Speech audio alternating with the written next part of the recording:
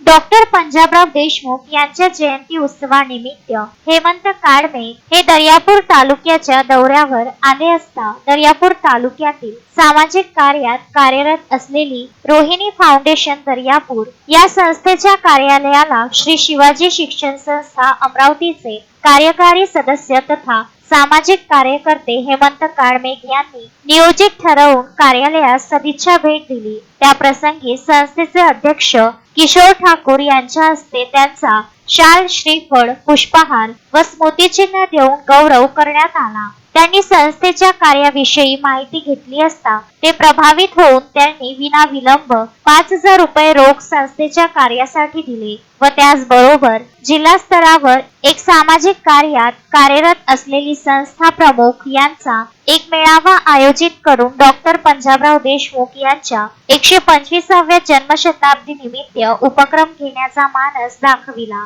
तेव्हा रोहिणी फाउंडेशन दर्यापूरचे पदाधिकारी यांनी उत्स्फूर्तपणे साथ दिली। संस्थेचे मार्गदर्शक गजानन देशमुख, उपाध्यक्ष संतोष मिसाळ, संस्थेचे सचिव निलेश पारडे, कार्यकारी सदस्य अमोल कंटाळे, रितिका देशमुख, वैभव देशमुख, सामाजिक कार्यकर्ते राजीव बुंदेले आदींची प्रामुख्याने उपस्थिती होती। संस्थेला सहकार्य केल्याबद्दल हेमंत काडमेघ यांचे अध्यक्ष किशोर ठाकूर यांनी धन्यवाद दिले व शेवटी आभार मानले।